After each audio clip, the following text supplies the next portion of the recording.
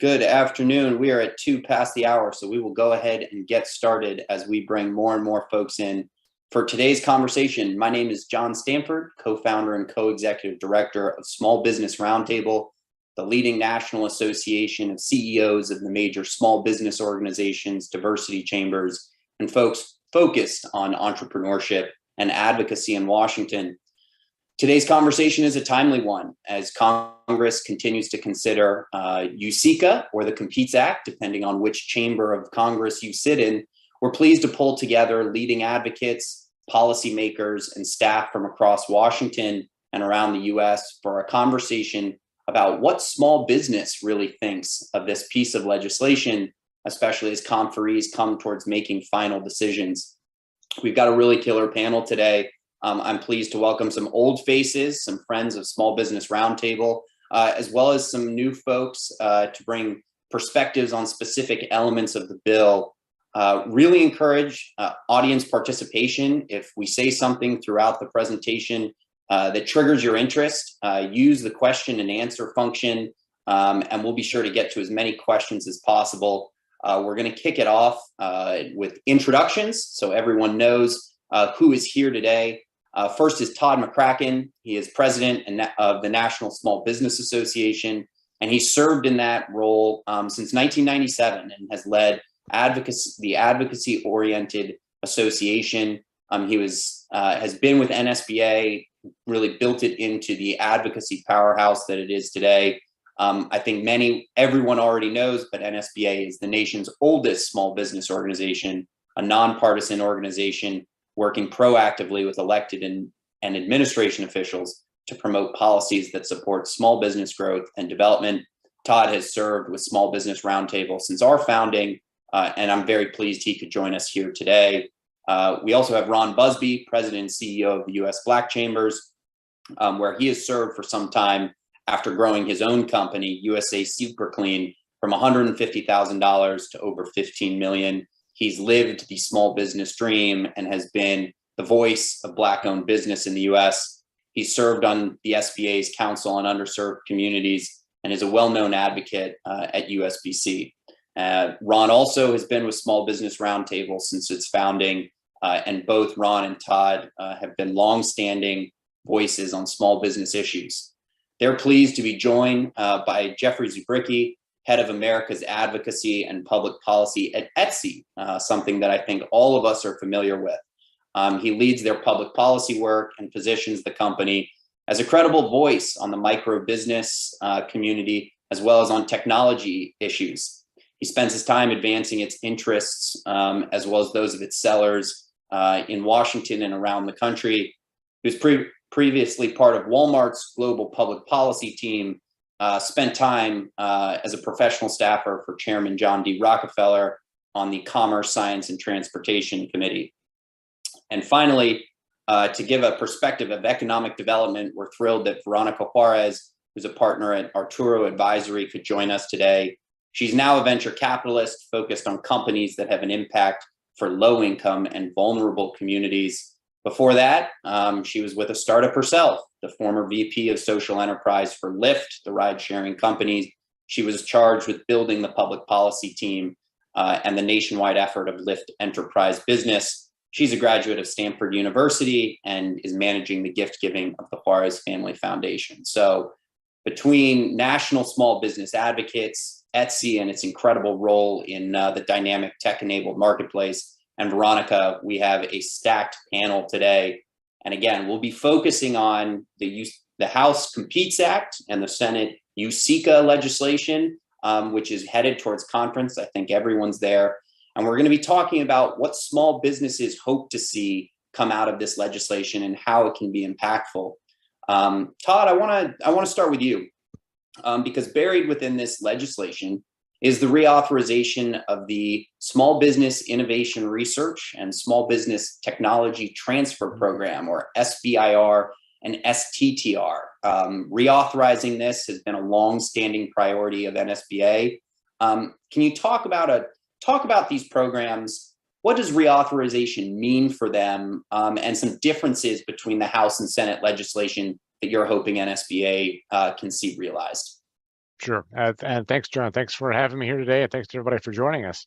Yeah, this year is the 40th anniversary of the SBIR program. It was passed by Congress and signed by President Reagan in 1982, creating it. And then since that time, I would argue it has been the single most effective federal R&D research program, dollar for dollar, the federal government has had. Because not only does it provide the real value for the research projects that federal agencies need, it's all driven by the agency's needs, it then has a commercialization component that creates enormous innovation, job growth of companies, new companies, and a real catalyst to the growth of existing companies, and of course all the jobs and economic growth that goes with that. So it's just been tremendously successful program over the 40 years. We've seen a number of positive changes to it. The amount that's set aside for small companies has grown a bit over those years. But one thing I would also emphasize is that it doesn't cost the federal government any money. It's just a portion of existing funds that get allocated to small business rather than everything flowing to large companies and universities. And it's a small percentage, and we hope that can grow, but nevertheless, the impact of it is tremendous.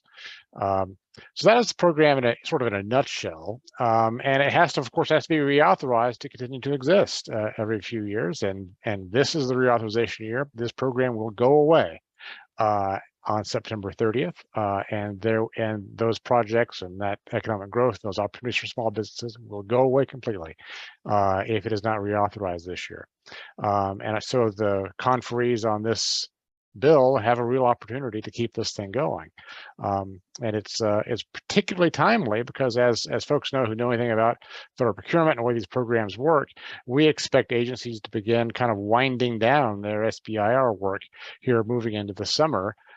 So even if there's a last minute authorization on some legislation we cannot foresee at this time on September 20th or 25th or something, it's still going to have a significant impact on the program, and we would really like to see something happen sooner than later.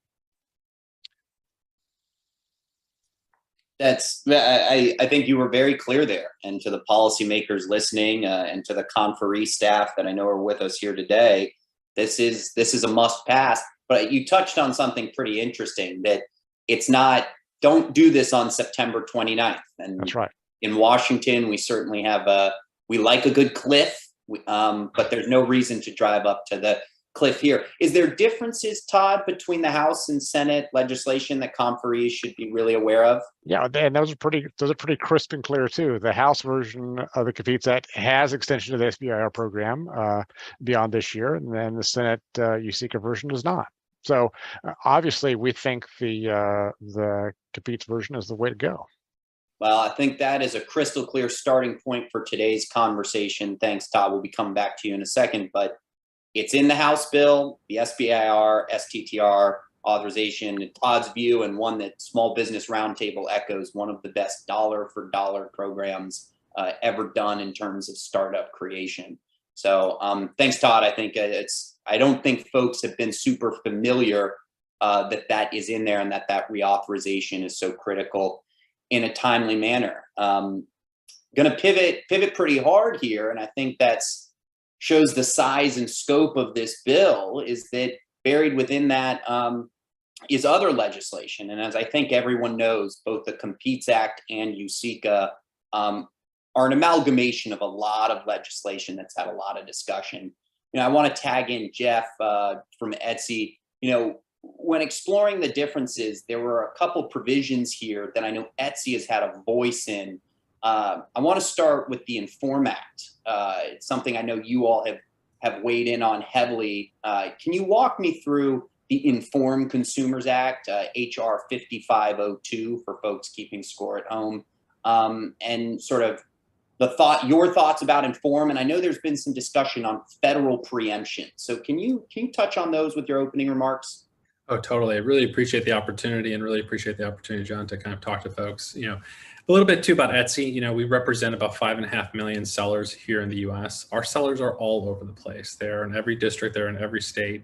About a quarter of our sellers live in rural areas. And the important thing to think about when you think about the Etsy seller, for those folks who have shopped on our marketplace, it's really a different type of marketplace than other places. It's a place for creative goods. The people who are sellers on our marketplace are making those goods, that are designing those goods. So as a consumer or a buyer, you're coming for something unique, something special, something creative. And that kind of creates a very different type of community. About 87% of our sellers are women. They're primarily working from home. Only about a third do creative work as full-time work. 2/3 of them do it. They may have a full-time job somewhere. They come home after a long weekend of, a long week of working as a nurse or something like that, and then decide they want to do their glass blowing in their basement studio. Or, they might have caregiving responsibilities or other things. But we think it's very important as Etsy that we represent that community. It's a very different community than a lot of other marketplaces. And so when we think about what's in the USICA Competes framework, there's a bill called the Informed Consumers Act that John had mentioned, something that we have worked on for the last couple of years, both in Washington as well as different states across the country. And really the core emphasis on that bill is that it's really looking to the issue of counterfeit goods, as well as kind of this idea of organized retail crime and some of the smash and grab you see, and really kind of thinking about how do we kind of enhance protections, both for consumers, but as well at the same time kind of lift standards across marketplaces. And at Etsy, we really have this motto of trying to be helpful, humble, and honest when we engage with policymakers. And that's where we've been with this bill. We had significant reservations in the beginning. When we're talking again about our community of shops of one, individuals, a lot of the bills that you see in this environment are often kind of drafted in this one-size-fits-all framework that is really targeting some of the bigger folks, folks out in Seattle and other places, huge, massive players who are dealing with large, sellers. We kind of bring the voice of that individual person starting off and saying, hey, look, we agree with this. We think this makes sense, but let's make sure we're not doing it in a way that's like, in some ways, just totally stopping someone from even starting a business. Because when we work with creatives, we know the very hardest thing to do as a creative is to start doing and selling your items, because society is telling that person, get a job, don't do this, it's not going to work. So there's a lot of natural barriers in that place. And so we're proud to say that we worked over the last 2 years federally with the Inform Act with Representative Schakowsky, Pallone and CMR and Bill Rockus and others to really get to a place with that bill where Etsy was in the first marketplace to support that language in that bill. And really what the bill does, it does two things. It creates a robust vetting scheme for sellers on marketplaces. So ostensibly you have verified sellers. So if anyone is doing anything wrong, it takes the premise that most of the folks on marketplaces are doing good things. If anyone is doing anything wrong, there's a standard now for how marketplaces vet. They really know the identity of that person. And then it kind of creates some other elements around disclosure. So, on a place like Etsy, you know who you're buying from. That's why you're there. You're working with those artists directly one-to-one. Other places, sometimes you have no idea who you're actually buying from. And so it creates some disclosure elements around that. We think it's a good bill. It's gone a long way, and we're happy to support that bill as Etsy and to, endorse the inclusion of that in our ultimate, whatever we end up calling, BIA or other things like that in this space. Yeah, well, I think, from our perspective, your advocacy has really shifted the bill in a direction that, like you said, doesn't become a barrier for a person starting the business. I know this concept of counterfeits and countering it has been something policymakers, not just in Washington, are looking at. I know that some of the states, some states like to jump out ahead. But from a small business standpoint, we've always talked about not having a patchwork of laws because small businesses can't navigate it. Can you talk about the importance of federal preemption in this? Absolutely. And I think it's a very good point. So it's a bill that we've supported federally, and it's something that's also moved in the states. So we have somewhere up to close to 5 states that have passed the bill, passed a version of this bill.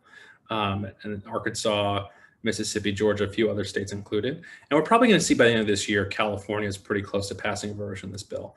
And now we're at the place where there's enough states, Texas came pretty close this year, where, having one strong federal framework on this, so that if you want to sell in a marketplace, you're not stuck filling out paperwork that is related to like 6 or 7 different states, right? Because the beauty of being able to sell in a place like Etsy is for 20 cents for your listing, you can sell all across the country versus just a local fair or something else like that. And we think strong standards make sense, but we think having that at a federal level is ultimately going to help protect consumers in those states that don't have these laws, but at the same time, make it easier to open that shop so you're not dealing with a patchwork of laws across the place. Well, and you talk about that, the scale that something like Etsy or these marketplaces bring, and that highlights, I'll give a shout out to Small Business Roundtable's reports over the last couple of years during the pandemic has been about the importance of tech-enabled entrepreneurship. And so I want to give a lot of credit to Etsy for being an outlet for entrepreneurs who may have relied on fairs or the mall or whatever. And then the moment that foot traffic stopped, these marketplaces played an enormous role in. There's a lot of pain in the small business community, obviously, but a lot of it was also mitigated, and our data has backed that up over the last 2 years. But I know the Inform Act's not the only piece of the bill. I know it's gotten a lot of the spotlight. It's gotten to a good place. We want to see it included. But there's another provision that I don't think folks are as familiar with and may not even know made it into one of the bills, and that's the Shop Safe Act. Can you tell us a little bit about that and why the time may not be ripe for its inclusion here?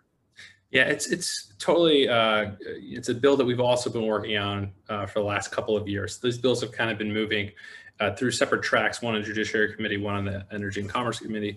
And, when we look at like Inform, we know that that's a bill that we think actually will work and protect consumers and something we're really excited about. When we look at Shop Safe, that very much takes a one-size-fits-all policy prescription. They look very much at like the way one of the most major like marketplaces is designed, again, our friends in Seattle, and they basically write a series of best practices that only really the largest of marketplaces that incidentally have, a lot of overseas sellers on those marketplaces too. When we think about a place like Etsy or think about other marketplaces, they're allowing people in our own communities to be able to sell, compete against retailers and others in the space. And so when we think about Shop Safe, that one size fits all framework, what does that actually mean for a place like Etsy? It means that all of these best practices are treating, our local artisans and creators the same way that you would treat like a global manufacturer. So the idea that you're going to test your products so that you're going to pre-screen these products and other things like that, it's very difficult when you're making those things at a small batch level. And so, we really want to make sure that we're bringing all of the actors together when it comes to counterfeits, that be law enforcement, that be brands, that be, marketplaces together. A bill like the Shop Safe Act and the way that it's constructed currently is really all about kind of putting all of the effort on the marketplace and taking away the responsibilities of others.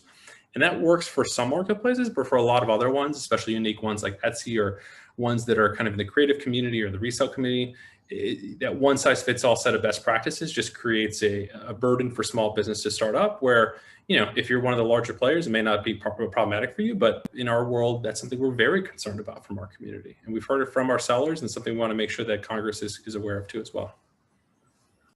Well, I really great points there. And I also think, we've been hearing about the Inform Act for several years. So a lot of diligence and effort has gone into making it usable and productive.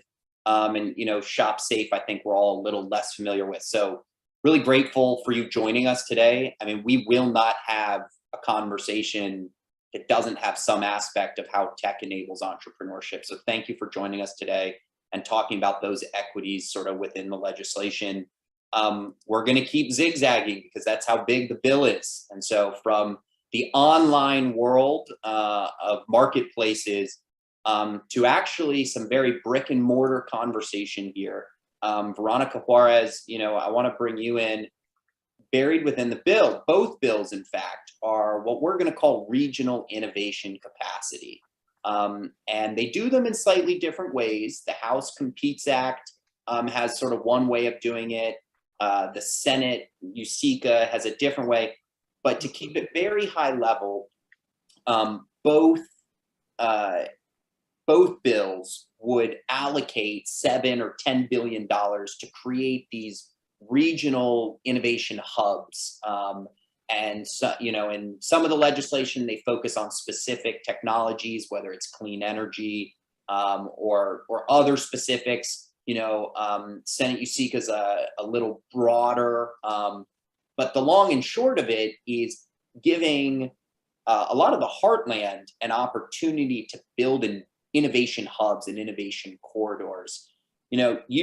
You've lived the innovation story the last decade of your life. You helped transform Lyft into a household name. You're now looking to do that for more startups, more entrepreneurs. But you've also, you're from Houston. And so that the middle of the country doesn't necessarily have the opportunities for innovative entrepreneurship. What if this bill becomes law, and we hope that it will? What do you think something like one of these regional innovation programs could mean for a city like Houston? Absolutely. And thanks, John, and nice to meet you all. I want to start with a story. and make it personal that I'm sure a number of us can relate to. Prior to my life in VC and in tech, I worked in politics. I worked for political officials in Texas and in California. And after nearly a decade of working in politics, I really wanted to move to the private sector. And I was living in my hometown of Houston at the time. And I looked around and I wasn't excited by the industries that I saw. Houston is an oil and gas town. We have some finance, but there really wasn't any tech or innovation from what I could see that excited me. So this was about 10 years ago, which is how I ended up at Lyft as our company's first public policy hire. So I built our public policy and effort across the country, and then went on to build our company's enterprise or B2B business. And then I built our social enterprise business, which was our business for government and nonprofit organizations. So I was really firmly focused on how do we transport low income and vulnerable people for rides that changed their life to access a better quality of life. But what I think is interesting about that is that Houston is the fourth largest city in the country. We are home to the NASA Space Center. We are the #1 US port. We are the world's largest conglomeration of medical institutions. And yet, as a native Houstonian, I did not feel like there was a place for me to really innovate and bring tech into my career. Now, you fast forward, in the last 5 years, $4 billion of VC funding has been invested in different startups in Houston. That number in the last year, in 2021, was $2 billion. So we're seeing a lot more interest for tech and innovation in the city. Those industries, the top industries of those investments include IT, healthcare, materials, and B2B businesses. So when I step back and I think about, what this bill could really mean for the city and for access and equality, I think it's a game changer, right? Because you are looking at an ecosystem that is ready to innovate, but hasn't had quite the head start that your Silicon Valley has had, that maybe New York has had. So what will it mean for future generations who have more opportunity to pursue various careers in tech, in innovation, in venture capital? People like me wouldn't have to leave. They could invest in the actual city they're from. And that's the reason why I'm actually really excited after 10 years of living in California to be transitioning back to Houston this year and to be a part of this effort. I think, when folks are looking for places to live and places to thrive, you're looking for better education, you're looking for healthcare, jobs, opportunities, amenities. You're looking for access to, to generate your own family's wealth, or in my case, to really create generational wealth. So we're going to have to look at what opportunities are available for people, for families, for communities that haven't always had that access. I've been studying issues of access, equality, inclusion for the past 20 years. I now sit on Stanford's board for comparative studies in race and ethnicity. So looking at this bill and a potential stimulus package, it's really something that could have not only a huge impact for the economy at large, for Houstonians at large, but for our communities that have been historically disenfranchised from accessing those particular forms of wealth. As an aside, one of my favorite books that I read last year is called Decolonizing Wealth by Edgar Villanueva. I wish I had read it 5 years ago. It's not a new book, but for those who are interested in learning more about what that means, I highly recommend that book. It's an easy read. You can read it in a couple of days.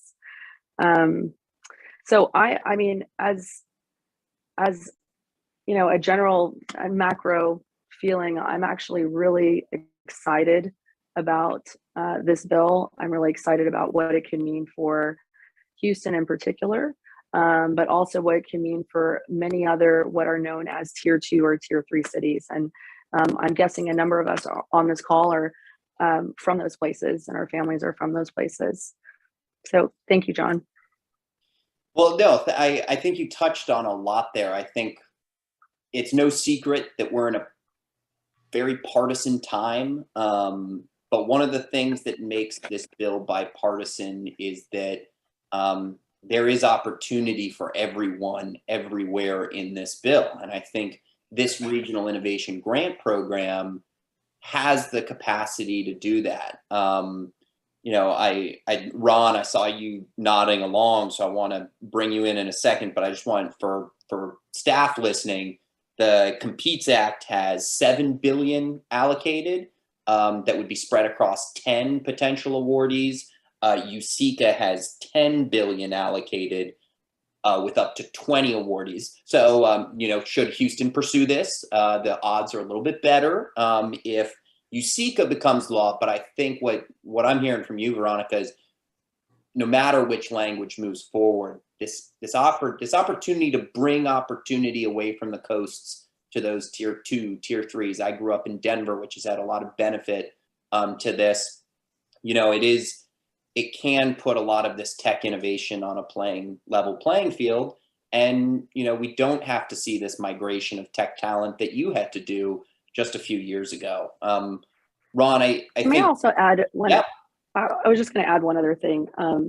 You know, I touched on Houston as an oil and gas town, but so many tier 2, tier 3 cities have depended on industries that need to evolve to stay current, right? Economies have to evolve.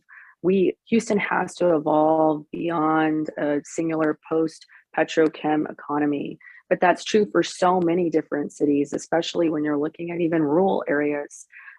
So assisting, supporting, empowering those cities to evolve those economies and those industries that they have singularly relied on, I think, you know, will just keep us incredibly current with the global economy at large. So it's a really good point. You know, in seeing cities do need to evolve. And I think this could give a lot of opportunity to bring folks prepared for the 22nd century. Ron, I hope you'll be here in the 22nd century doing exactly what you've been doing. For the past several years, you've been talking about how legislation out of this Congress needs to meet the moment and what that means for the U.S. Black Chambers. You know, I know you've had some thoughts on what that means, whether it's this legislation or more broadly. How do you think about, does something like this legislation meet the moment for Black-owned businesses right now? It was interesting hearing Veronica tell her story because I have a similar story. Veronica, I grew up in Sunnyside, Houston, which is really the rough part of Third Ward. And I worked in corporate America in Texas, IBM, Xerox, was a senior VP at Coca-Cola, and it was about technology. I left the technology industry to move back to California to take over a family business. We were in janitorial services. Understand this, Oakland was about 45 minutes from then called San Jose. Now we all call it Silicon Valley. I had been an executive at IBM and could not get an interview to empty the trash cans at the tech firms in Silicon Valley because they said I didn't have the experience. There's a lot to this opportunity that we're talking about, bringing technologies to other communities that have been historically left out. But more importantly, we have to talk about nationalities, groups of people, business owners that want to have an opportunity to participate in the tech industry, that have the experience, that have the bandwidth, that have gone to Stanford universities and other colleges around the country, but are just being left out of the opportunity. And part of the conversation is really about information. Todd and I had the opportunity to participate just last week on a panel that John and his group put together by Kaufman Foundation. And one of the things that was, I think, positive that came out of there was that small businesses trusted the SBA's information. And so with that being said and noted, it is our opportunity now to really bring conversations like this to bear, to say, where are there opportunities to be able to somewhat level the playing field and to bring in new businesses into markets that have historically excluded them. So the U.S. Black Chamber is looking for three things: intentionality. when we're talking about programs, when we're talking about grants, when we're talking about new opportunities, we want to make sure that it's not just a broad brush of everybody gets an opportunity to compete. We're not just talking about going to specific cities or specific industries, that all Americans have the opportunity to participate in the grants as well as the new technologies that can be brought. The second one is really about transparency. It's one thing to say we're going to be intentional, but it's another thing to really be able to bear back all of the information, all of the opportunities, as well as where there are barriers, obstacles, so that we can remove those, so that we can really talk about creating wealth in our communities. And then lastly, where is the accountability? It's great that we lay out great programs, and many times the intention is there, the transparency is there, but when there's non-activity, there's very little accountability that happens after the fact. And so we're saying there's got to be intentionality, there's got to be transparency, and when both of those happen, there's got to be accountability to make sure that it's implemented correctly so that all Americans have the opportunity to participate and grow. Thanks, Ron. I know that sort of focusing that effort, you know, a lot of these things can look good on paper, but all the way, you know, down to if we select what cities are we going to see the investment in. I know that U.S. Black Chambers will be holding the administration both accountable and pushing for transparency so that we can see sort of an equitable distribution of the benefits of this legislation. Appreciate the questions coming in. Some of you have put them in the Q&A. Some of you have put them in the chat. So I'll be throwing those out as I get them. Not sure who this is to, but a lot of folks, this legislation's had a lot of names. It used to be Endless Frontiers, USICA, Competes, the Bipartisan Innovation Act, but I think it's also been known pretty broadly as the China bill, because so many policymakers see this legislation as a reaction to geopolitical and geoeconomic challenges that we'll face over the next several decades. That's why a huge amount of the bill is dedicated to onshoring U.S. chip manufacturing. Is there anything in this legislation from the small business perspective that you think is relevant to this conversation with China? It's one of the questions we're coming in here. I'll leave that open to see if anyone wants to volunteer. Otherwise, I may pick on some people. Yeah, well, I'll throw in one thing. It's a relatively small provision of the House bill, but of course, I spoke before about the SBIR program, and of course, this funds intellectual property development essentially in the private sector. And of course, so there's naturally been some concern that, well, could some of that intellectual property that's being funded by the U.S. government find its way into foreign hands, specifically into Chinese hands? And for instance, you know, folks who work for those companies that are doing innovation, could they just be recruited back to China and basically use that information there? And that's a valid concern in our perspective. It's not unique to the SBIR program. I should hasten to add that it's true for a broad spectrum of U.S. research programs. But there's a provision specifically in the House bill that is designed to help prevent that. So I think there are ways around that. I just want to make sure that people are aware that that's part of this bill. And just so, Todd, that is in the House legislation, is that right? Yes, it is. I mean, because the SBIR isn't in the Senate version right now. Of course. So it's only being dealt with in the House. Well, I think that's certainly one of the questions we've fielded from offices is we're investing in all this IP development. And so it's good to hear that there is that protection in there. Jeff, I don't know if Jeff or Ron or Veronica, anything to add on the China front, and any thoughts on how that impacts this bill and your constituencies? Nothing specific to China, but I'd be remiss if I wasn't a good former Commerce Committee staffer to also plug the SBIR program. It's something I worked on when I was a Senate Commerce Committee staffer. The easiest way I like to describe the benefit to that program is as all the great things that Todd was saying, but every time that you fly on an airplane, you see those little wingtips, the Delta wingtips at the end that like basically save 10% of the fuel of that plane. So for every 9 flights, you essentially get a free flight. Think about the emission savings, the cost savings, so on and so forth. That came through the SBIR program. It's one of the many, many things that came through that program. And it allows, individual creators to have just a tremendous ability. So I just want to take that moment to, share the great support for that program. I'd like to comment in the affirmative of the question, John. Yeah, I think anything that we can do as a nation to invest in our own reliance on our own country's creativity, on our own nation's abilities, I'm all for. So different people may be feeling, especially I think in the time of COVID, we've all probably been impacted at some point by, our reliance on shipping and logistics and goods coming from other places. Just as an example, Houston is an incredibly industrial city. We have a ton of innovation that is coming out of maker hubs and new maker hubs that are being opened.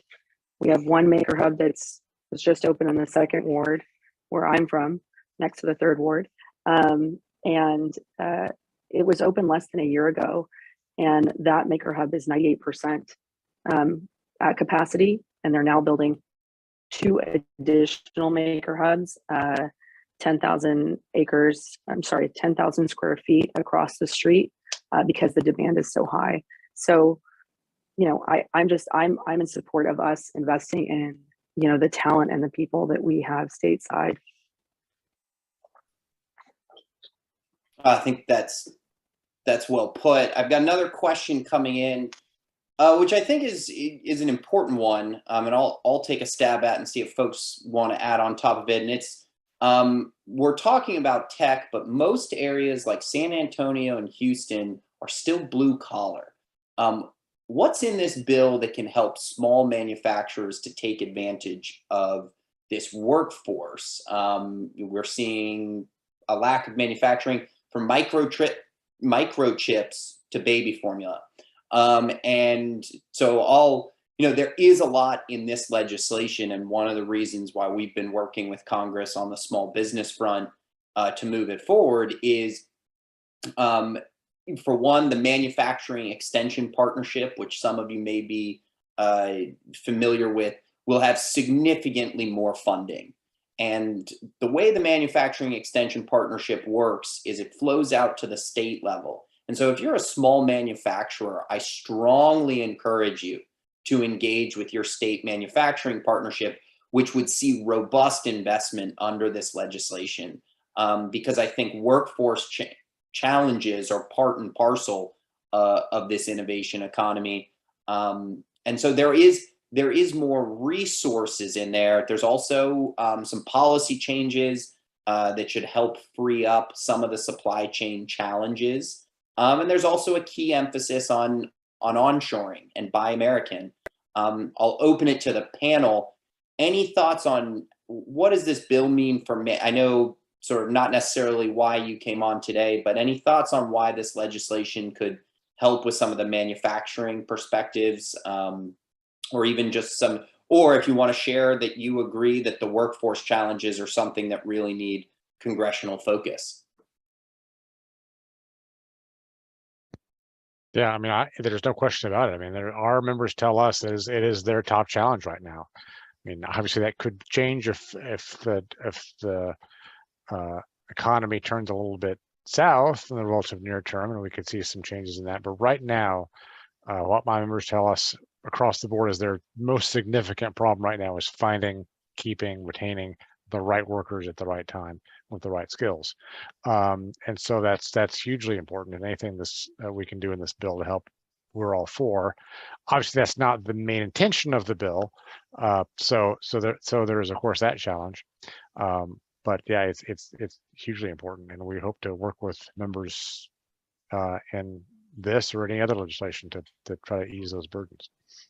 I think from our community, Oh, I think from our community, No, it's please go ahead, twofold. Ron. First fold is obviously we're looking at increasing employment for Black people around the country, and this obviously is a push for increased opportunities for our community employees, and so that is a positive. But I think also in that conversation, the President of the United States went to Tulsa and talked about buying America, supporting America. And we take that really from a micro perspective and saying, okay, that also means buying from our community, buying Black. And so the U.S. Black Chamber then went out and created our own certification program to be able to show people where they can buy Black-owned products across the country, both manufactured as well as distribution ends, as well as just other places to be able to support Black-owned businesses. And I think anytime we as American citizens can support American manufacturing, American products, I think it's always a good deed and a good jest for us to keep our economy going forward. Veronica? Yeah, I was going to add just a few things.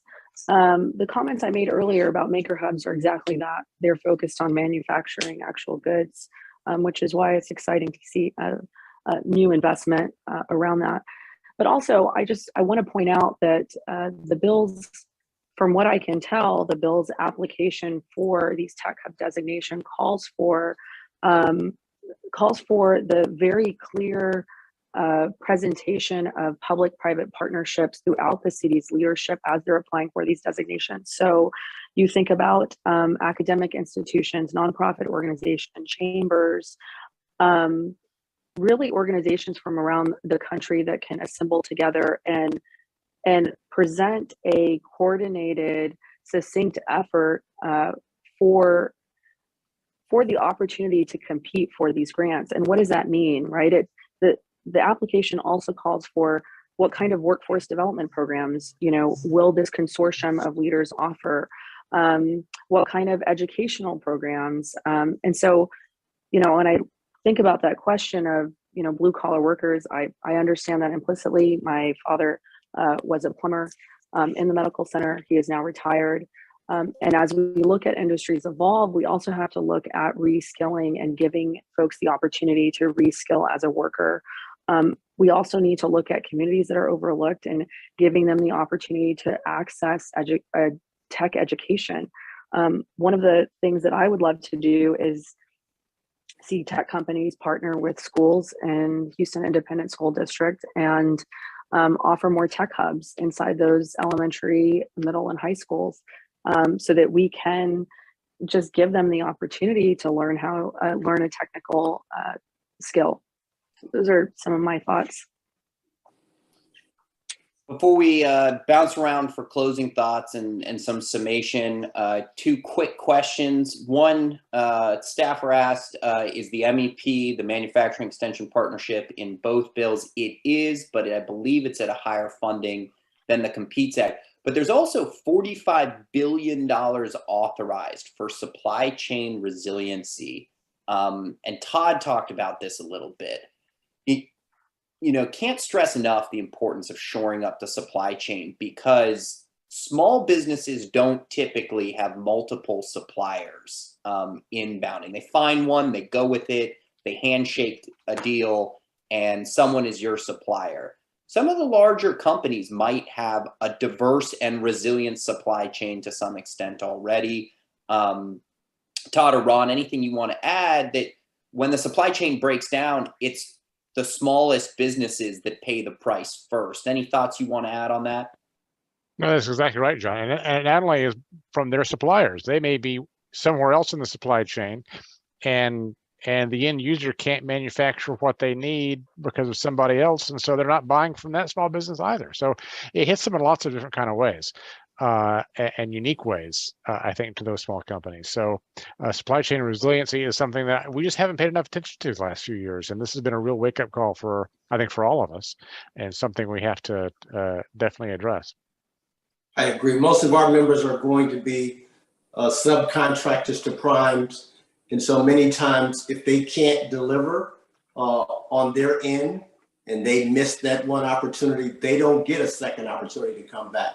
if they can't go supply the product or their portion of the manufacturing opportunity, and that prime has multiple subs, they'll go somewhere else, get the product completed, and that black contractor never really has an opportunity to go back in, or they end up paying a premium to get that inventory. Then the last piece of that is many times the federal government will hold you harmless for not being able to complete a job task that you yourself could not do because of supply inventory issues.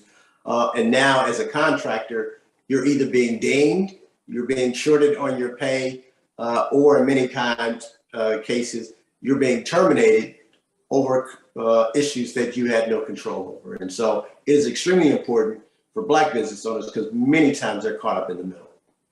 Well, and I know you're doing some work now, Ron. I think you might have paid someone to ask this question, but I'm going to ask it anyway. Okay. Has the U.S. Black Chamber been doing anything to help identify Black businesses to bring them into my supply chain? Anything you're doing that you you might be able to help people out? Well, I appreciate the question. And we hear this conversation often, and I tell corporations, I tell federal, state, local governments, do more business with Black business owners. And usually it is, well, we would if we could find them. And so the U.S. Black Chamber created our own certification program. Currently, there's close to 26,000 Black-owned businesses that are there. Many of them have already been certified as Black-owned businesses. And so similar programs and processes to the National Minority Supplier Development Council or the U.S. Gay and Lesbian Chamber of Commerce certification, they go through a same vetting process. It's obviously free for our business members and a lot less tedious and time consuming. And so if you go to byblack.us, buyblack.us, you can find a list of businesses based on NAICS codes, based upon geography, industry, size, and years of business. You can search those businesses out. And that is the whole purpose, to make sure that we connect our members with the decision makers that are looking to find us. Thank you for the question. Yep, that is, I'm still thinking that you planted that person. All right, let's close up. We're coming up on the top of the hour. So I'd like to give everybody some closing thoughts, maybe to reiterate if there's a particular piece of the legislation that you want people to be crystal clear on your point, or any takeaways from USICA. So Todd, I'll start with you. Well, I'll just circle back to SBIR since that was my main point in here, and that is it's pretty clear. I hope it was already crystal clear that the provisions that are in the House bill, we hope will make it into the final bill, and we hope the final bill will be able to be passed with those provisions relatively soon, so that program can continue. There's lots of other stuff in the bill, obviously, but this is really a standout for us from a purely small business perspective. Jeff, what's Etsy's top priorities? It's just, I think it's one of those key things that we just keep an eye to the idea that, like, when we're talking about technology platforms and others, that they're, especially those that have so many American sellers, that we're trying to make sure that we enable them throughout this. And so, you know, to the things we talked about earlier with Inform and Shop Safe, making sure that the targeted approach works so that we're not in some way hurting, you know, honest American sellers at the expense of some others. And so that's something that's very important to us, and we're going to keep pushing on that. Fantastic. Veronica, closing thoughts and Sure. additional. Absolutely. Look, I think that some people in this country do very well, and I think we're seeing a gap in access between, you know, widening gap in access between many haves and have-nots. And I think this bill gives other cities a real opportunity to close that gap and to give people more access for opportunity and to access a better quality of life. And so I'm really excited about what that could mean for a lot of traditionally overlooked communities and families. And potentially exciting for Houston too. Absolutely. Last but certainly not least in any conversation, Ron, what does Congress need to do right here? What does the administration need to do right? Great question. I think I mentioned earlier about the intentionality, the transparency, and the accountability. And then the last thing I'd like to include is, I think this should be looked at nationally and not state by state, because in many cases, some of the states that we're talking about don't necessarily have the same type of compassion and commitment to all communities in which we represent. And so as we look at creating programs that have far-reaching opportunities, this should not be a state-by-state case. This should really be a national conversation with a national agenda, because it has national outreach and national exposure to all businesses, all communities. And I think all of America should have the opportunity to participate. But again, at the U.S. Flag Chamber, we are really excited about participating here. Many times our communities get left out in these conversations. And so we're asked to implement programs when we really never really get included in the conversation and the development of the program. And so we're happy to be here, and we look forward to continuing to work together to make sure that this is a program that is successfully implemented and all of our citizens can participate. Good closing words. I want to thank my panel today. I want to thank everyone who attended, particularly congressional staff. There's a monumental process left before the conferees to get this legislation right. There are good things in each version of the bill, but there are better things for small businesses in some versions of the bill. You've heard 4 places here. SBIR, STTR reauthorization, a must-have in this legislation. That's crystal clear. The federal preemption of the Inform Act, and also sort of the untimeliness of ShopSafe.